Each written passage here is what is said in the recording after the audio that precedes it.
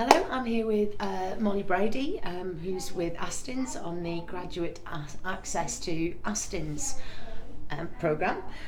Molly, can you describe for us your journey into construction up to the point that you're at now? Yeah, so my background isn't originally in construction at all. I have a degree, a master's degree in geology, which isn't traditionally related to construction in the sense that I'm in it now. But I was looking for graduate schemes to go into and graduate jobs, and an ad popped up for access to Astins, and it just really appealed to me because it's quite unique that I've not seen anything like that before, where I could try my hand at lots of different areas in construction. I didn't have to just settle for one area. So, and since I don't have a background in construction, it's really beneficial to me to try out all the different areas. So I went for my interviews, and then I kind of realised that Astins is a good fit for me, but not because I know loads of stuff about construction, but more because they were looking for people with leadership skills and people that were good at listening and people that were fair. And I felt like they were a good fit for me just as well as I was a good fit for them.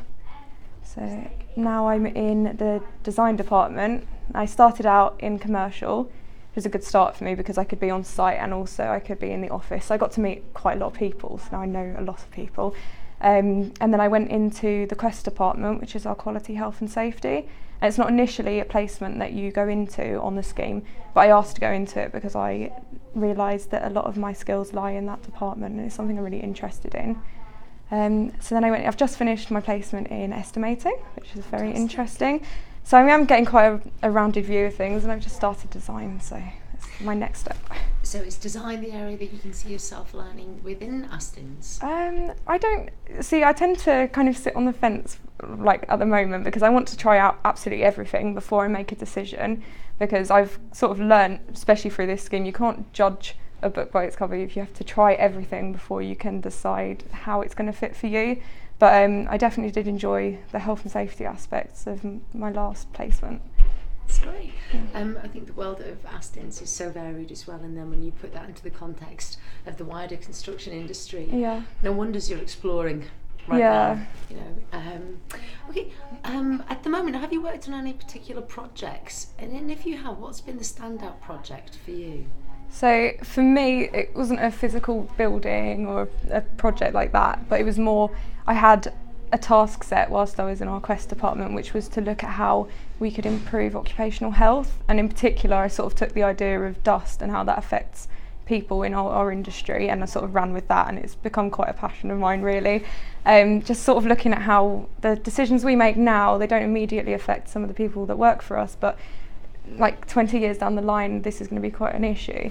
So I was looking at how I could maybe get a kind of culture around that now, about talking about it and a bit of a discussion going, and trying to instill that sort of value in people on site, that their health 20 years down the line is just as important as their health today or tomorrow is.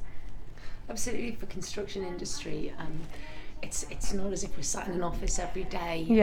So it is fraught with health and safety concerns. And of course, you know, I think maybe 10, 15 years from now, we might be seeing a paper from yourself on the impact of dust in the workplace and that too. So wish you all the best with that. Thank you. What do you think the challenges are, especially for young women coming into not just the industry as a whole, but for young women at the moment, considering construction as an occupation? I suppose it would be sort of carving out your place, your role in the industry, and there certainly are plenty of roles for women, and there's no set role for a woman in the industry.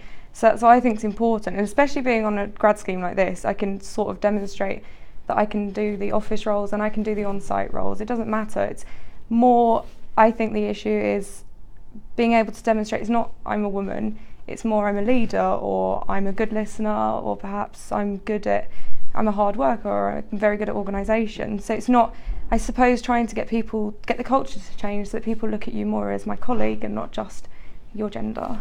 Exactly. Do you find you get the same reaction from your friends on a Friday night when they ask you what you do for a living, and when you say construction, do they?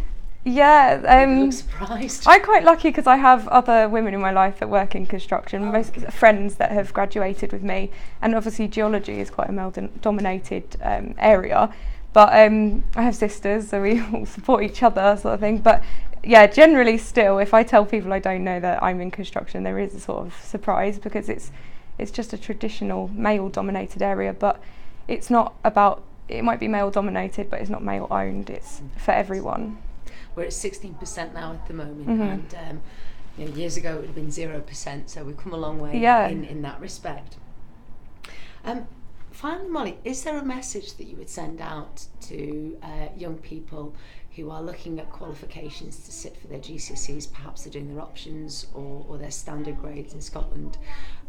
Do you have a message for them about the image of construction and actually what the reality of construction is that you think would hit home the most? I think just to know that there is a role for you. There isn't a role, you don't have a specific role in construction, but just look at what you're good at and do what you want to do. So if you're creative, then you can make that role for yourself in construction and use don't try and be something else. Don't try and be, I want to be the loudest, or I want to do this and that. If that's not what you're comfortable with, but say maybe you're a really good listener, use that to your advantage, because we certainly need those skills in construction.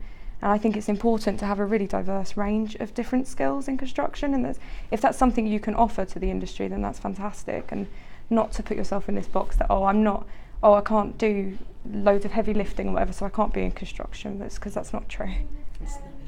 Well, Molly, thank you very much for your time today. We really appreciate that. Thanks. And best of luck with the graduate programme with Thank you very Access much. to Astins. Thank you.